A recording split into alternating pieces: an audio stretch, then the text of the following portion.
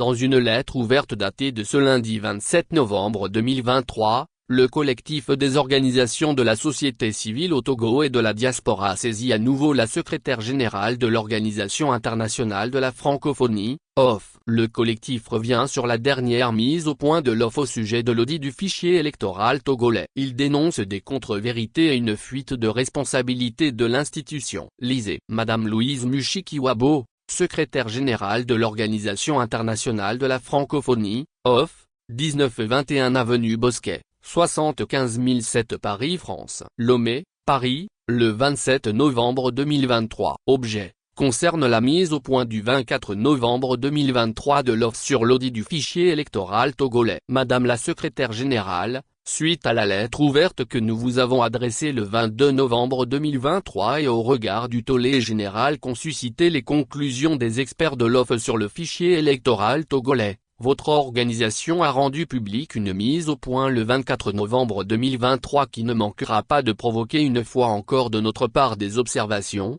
dans la mesure où cette mise au point recèle tant des contre-vérités que des contradictions internes qui induisent une fuite de responsabilité de la part de l'OFF. Des contre-vérités graves et indignes de l'OFF. Madame la secrétaire générale, 1. Dans son communiqué portant mise au point visé en objet, l'OFF a affirmé au point 2 et 3 que les principes de transparence et d'inclusivité, induisant l'implication d'un spectre représentatif de la classe politique et de la société à la supervision ont guidé la mission d'audit et que le comité d'audit était composé des différentes sensibilités majorité, opposition et société civile, avant d'indiquer que le 25 octobre 2023, les experts de l'OFF ont rencontré les membres de ce comité d'audit, pour partager avec ces derniers leurs constats et recommandations. À l'exception de ceux de la société civile, les représentants des partis politiques, majorité et opposition, étaient présents. Or, dans ces conclusions livrées lors de la rencontre avec les professionnels des médias, les experts de l'OFF ont déclaré avoir travaillé tout au long de l'opération d'audit selon une approche de collaboration impliquant les membres d'un comité composé d'experts de l'OFF,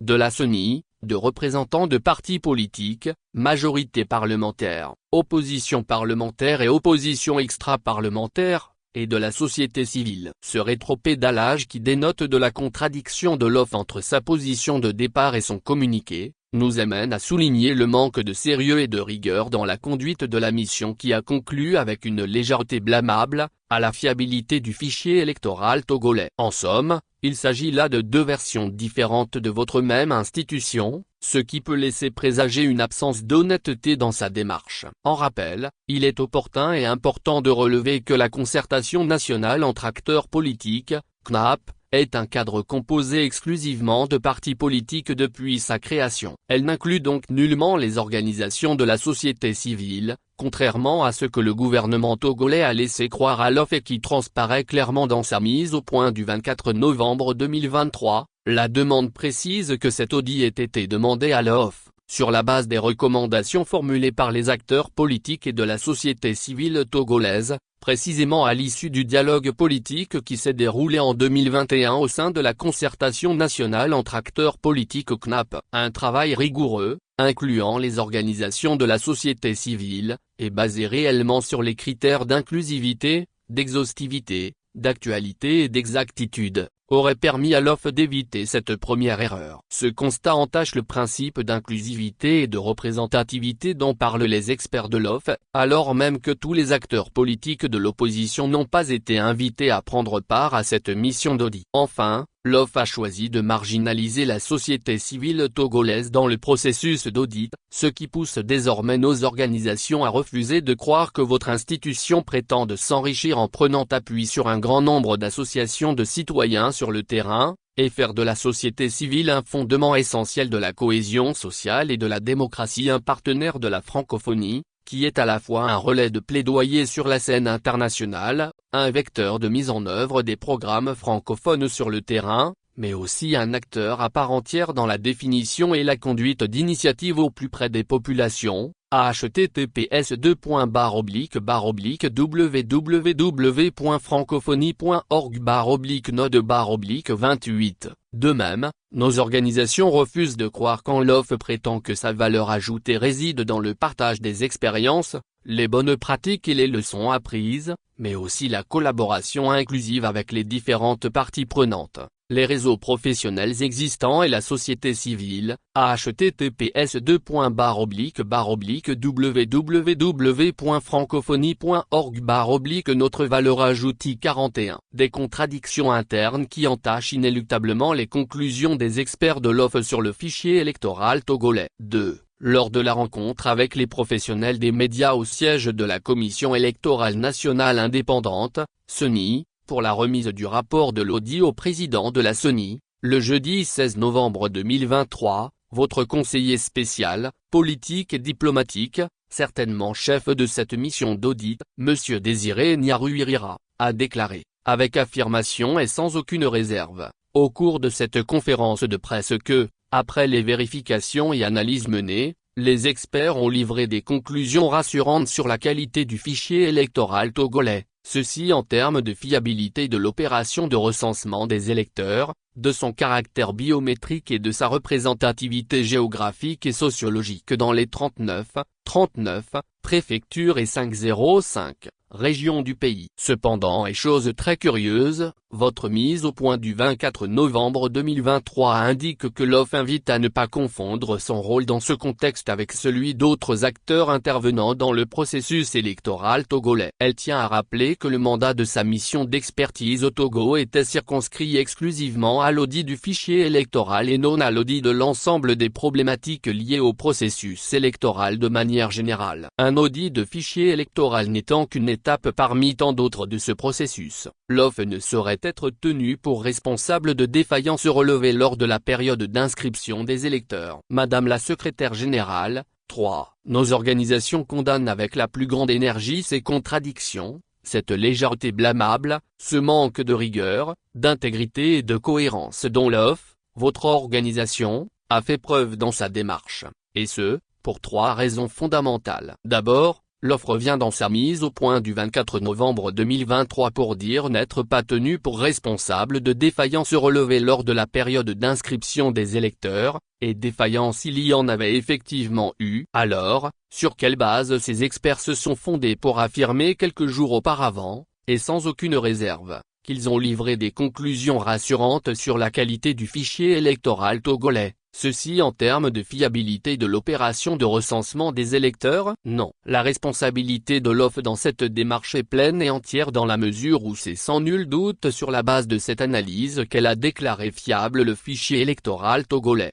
Ensuite, Madame la secrétaire générale, en tant qu'expert, les chargés de la mission d'audit de l'OFF ne sauraient ignorer qu'un fichier électoral est le premier produit du recensement électoral. Et en tant que tel, si des défaillances ont été relevées lors de la période d'inscription des électeurs, il n'y a aucun doute que ces défaillances impactent automatiquement et directement la consistance, l'intégrité et par voie de conséquence, la fiabilité du fichier électoral qui en est le résultat. Enfin, c'est en vain que l'OFF cherche à s'exonérer de toute responsabilité comme elle tente de le faire, en essayant de flouer l'opinion et en mettant prétendument en avant le fait que le mandat de la mission d'expertise de l'OFF au Togo était circonscrit exclusivement à l'audit du fichier électoral et non à l'audit de l'ensemble des problématiques liées au processus électoral de manière générale. Premièrement, non, car pourquoi dans ce cas parle-t-elle de la fiabilité de l'opération de recensement des électeurs? Deuxièmement, cela serait en forte contradiction avec les principes de base de l'OFF contenus dans la déclaration de Bamako,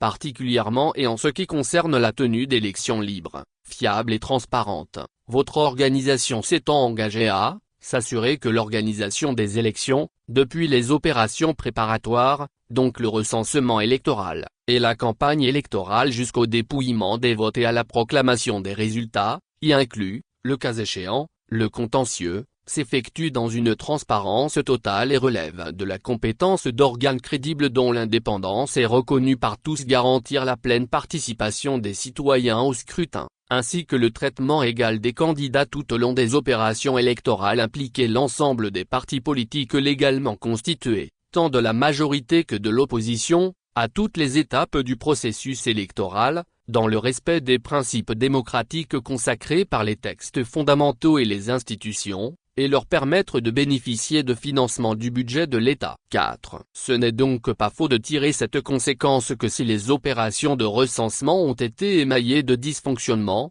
de défaillances et d'irrégularités, le fichier électoral qui en est directement le résultat manquera nécessairement de consistance et d'intégrité. Il ne peut donc pas être fiable, c'est-à-dire refléter l'image du corps électoral togolais. 5. Les missions de l'OFF ne sont jamais détachables du contexte dans lequel elles se mènent. L'OFF rend public son rapport d'audit au moment où 2 journalistes de la presse privée sont en détention et certains, 3, contraints en exil. Les manifestations des organisations politiques et de la société civile sont systématiquement interdites ou réprimées. Une centaine de personnes détenues pour leur opinion politique et certaines encore sont contraintes à l'exil. Nos organisations insistent sur le fait très important que ces atteintes aux droits de l'homme surviennent beaucoup plus et prennent de l'ampleur avant, pendant et après les échéances électorales. 6. L'OFF avait l'impérieuse obligation, au regard de ses textes fondateurs et en tenant compte de ce contexte, d'agir avec plus de professionnalisme et d'étudier la recevabilité de la demande d'audit introduite par le gouvernement togolais. En tout état de cause,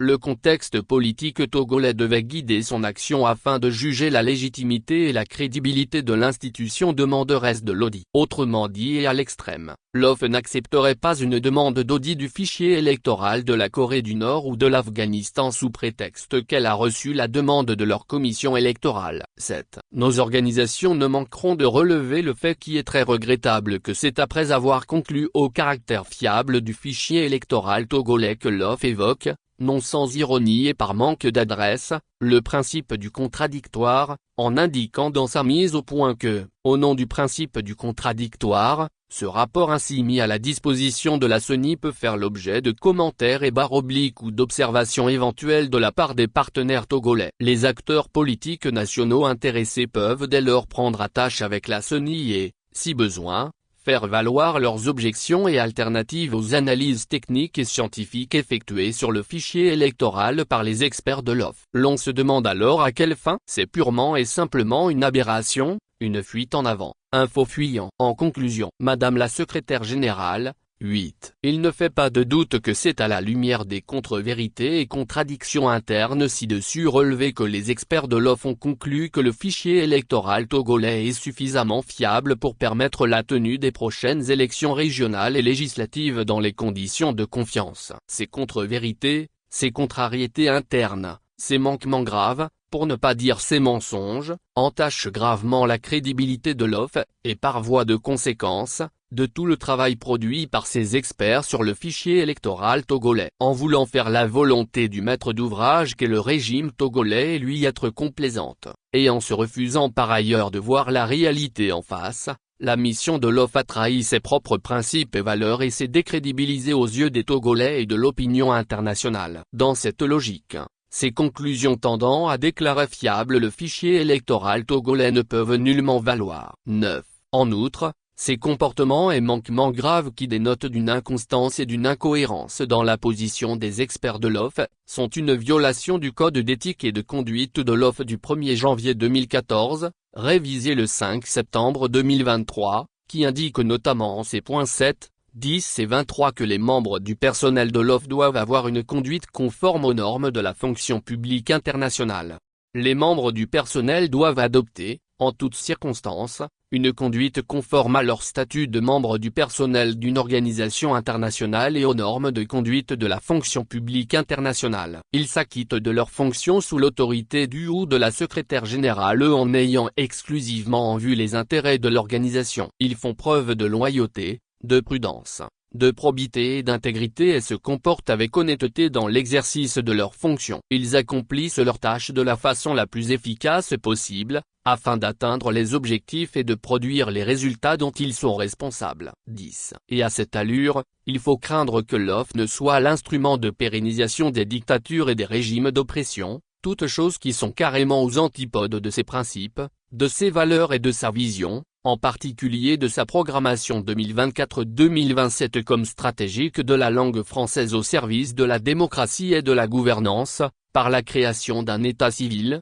le renforcement de l'État de droit, des droits de l'homme et de la justice, la prévention et lutte contre les désordres de l'information, l'accompagnement des processus démocratiques, le soutien à la paix et à la stabilité. 11. La mise au point n'est donc autre chose qu'une manigance de l'OFF destinée à masquer les manquements graves et décevants relevés dans la mission de ces experts pour l'audit du fichier électoral togolais, et les Togolais ne sont pas prêts à l'accepter pour une énième fois. 12. C'est pourquoi nos organisations demandent avec insistance et une fois encore à l'OFF de s'en rétracter purement et simplement. Il y va de sa crédibilité et de sa vision, devenir, à l'horizon 2030, un espace solidaire mieux gouverné, inclusif, numérique, innovant, durable et prospère, au profit du mieux-être des populations, au premier rang desquelles les jeunes et les femmes, comme vous le mentionnez dans votre avant-propos à la programmation 2024-2027 de l'OFF. Faute de quoi nos organisations maintiennent et réitèrent la complicité de l'OFF dans la responsabilité de tout ce qui adviendrait dans le coup de force constitutionnel et électoral en cours du gouvernement par rapport aux prochaines consultations électorales au Togo, et elle se réserve le droit de faire des recours devant les juridictions internationales, le moment venu. Dans l'attente que le contenu de notre lettre retienne votre bienveillante attention, nous vous prions de croire, en l'expression de notre considération distinguée pour les organisations, M. Daguerka. Agbemadokponu, Alcad, M. Monzoluwebe. E. Atekoli Kao, Asvito, M. Krieira Agobia, Koditogo, M. Christophe Komlanteta, Gagle, M. Bassirou Traor, GCD, M. Kofi Dansey, Globe, M. Poroebo, FDP, DR Emmanuel H. Sogadji, LCT, Me Célestin Kokouvigé. Abogan, LTDH, Me Raphaël N. Pandazar, MCM, M. Issou Sachibou, MJS, M. Bertin Bandiangou, C. Ampliation, Conférence des chefs d'État et de gouvernement de la CEDEAO, Union africaine, Organisation des Nations Unies, SG de l'ONU, Parlement européen, Assemblée nationale française, Union européenne, Service européen pour l'action extérieure, délégation de la Commission de l'UE au Togo, ambassade d'Allemagne au Togo, ambassade des USA au Togo, ambassade de la France au Togo, coordination du système des Nations Unies au Togo, presse locale et internationale. Taxodi fichier électoral au Togo, féature de l'Organisation internationale de la francophonie.